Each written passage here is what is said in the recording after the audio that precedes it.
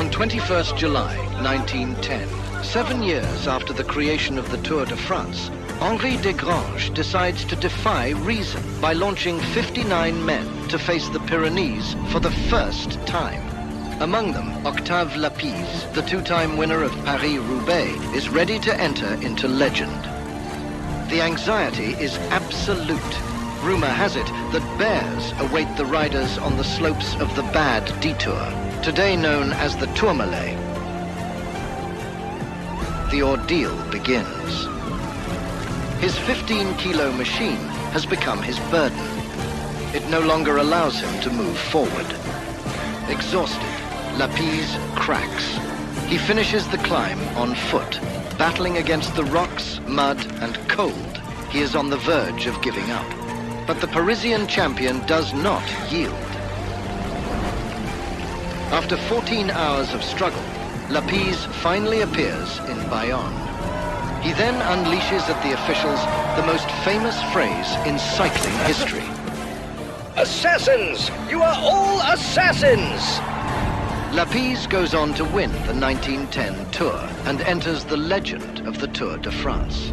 3 years later, in 1913, the Tourmalet forges another destiny, that of Eugène Christophe. That day, while he is the virtual leader of the Tour de France, his fork breaks. Faithful to the rules forbidding any assistance, he does not give up. He walks 14 kilometers to the forge in Saint-Marie-de-Campan to repair his fork. But a child helps him operate the bellows, under the inflexible eye of the official who penalizes him 3 minutes. That day, Eugène Christophe did not win the Tour, but he wrote one of its most beautiful pages. Today, Eugène Christophe and Octav Liz still watch over the slopes of the Tourmalet. The Iron Giant, erected in honor of the latter, observes his heirs attacking this Tour myth every year. Carbon has replaced steel. The giants pass by. The Tourmalet, however, remains.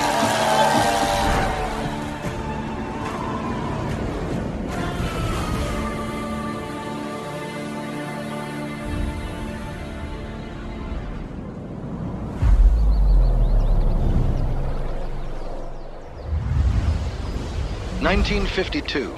Here is the Campionissimo, Fausto Coppi, a heron-like silhouette on a steel bike, forging his path alone. That day, July 4, 1952, Alpe d'Huez found its first god. In the stifling heat of July, Coppi becomes the very first man to tame Alpe d'Huez. The legend of the 21 bends is born. That year, he achieves the double, Giro d'Italia and Tour de France. The King of Italy has placed his crown upon the Alps. The mountain is a monster that breaks machines. The Tour forgives nothing. Glory hangs by a thread. Betrayed by his machine, the rider has no one, alone facing destiny. But in 1977, on the Tour, everything changes. Mavic deploys its neutral assistance for the first time. A helping hand to all, without distinction of team or jersey. The champion is never alone again.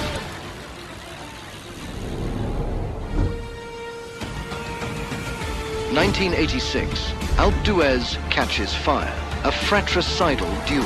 Bernard Hinault, the old lion with 5 tours, had promised to help his young teammate Greg LeMond, but on the road, the promise shatters.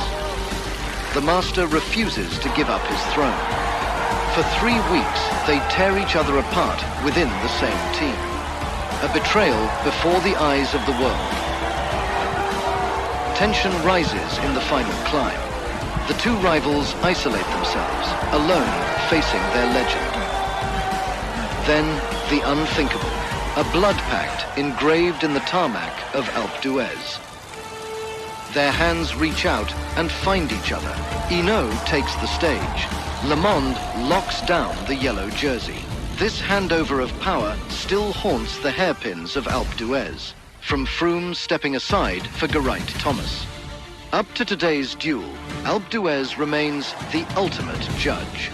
The Tour is an insatiable beast, and further on, in the dust and the wind, a bald giant is already waiting for its next victims.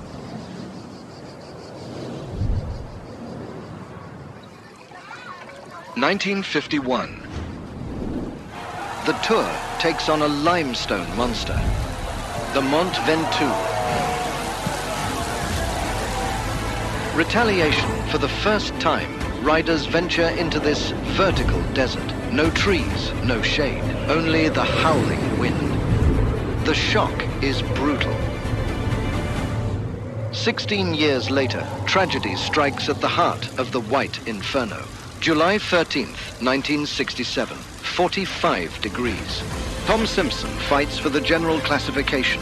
Already fallen once, he climbs back into the saddle, then falls again. His mind is stronger than his body. On. These will be his last words. Today, his memorial remains a place of pilgrimage. Generations of British riders stop there to pay tribute to the man who left a part of his soul on this mountain. The following decade sees even the cannibal brought to his knees on the slopes of Mont Ventoux. Eddy Merckx triumphs in the 14th stage of the Tour de France. A 170-kilometer mountain stage between Gap and Mont Ventoux, raced in suffocating heat. But moments after the finish, a journalist attempts to interview the yellow jersey. The Belgian champion responds, "It's impossible. I can't breathe." Then collapses, unable to breathe. The giant of Provence spares no king.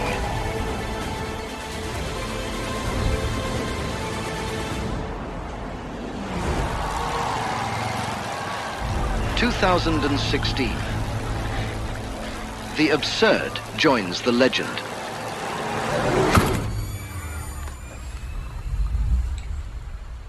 Chris Froome. The yellow jersey waits for assistance following a mechanical failure. It is slow to arrive. With no way to ride to victory, the four-time Tour champion decides to run. A surreal moment. Froome manages to grab a bike and finishes the stage, but temporarily surrenders the yellow jersey to Adam Yates. The race commissaires ultimately award him the same time as Mollema, the man who fell with him. Froome keeps the yellow jersey and wins the Tour. 10 years later, on the 7th of August 2026, the giant opens a new chapter of its legend. The world's greatest cyclists take their turn, ready to write their names into the history of the Tour de France Femmes, facing this furnace, this mythical summit.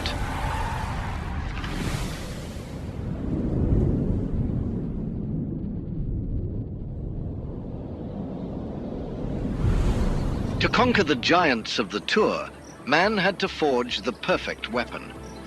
In his workshop in Cambiago, Ernesto Colnago turned steel into poetry for Eddy Merckx. He searched for the millimeter, the gram, the invisible weld. Decades pass, but the obsession remains. September 2020. A 21-year-old kid calls Ernesto. Tadej Pogacar. He asks for a bike painted entirely in yellow for the following evening. A wild bet for a rider still sitting second in the general classification, yet convinced of his final victory. The next day, he wins the decisive stage and turns everything upside down.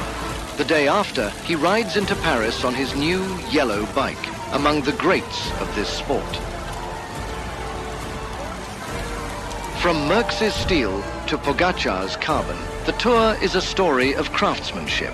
The craftsmanship of giants who pushed the limits of their era. One tradition endures. The Tour ends in Paris. Before the Champs-Élysées and Merckx's victories, there was the Parc des Princes. The arenas change. Champions come and go. But Paris remembers every one of them.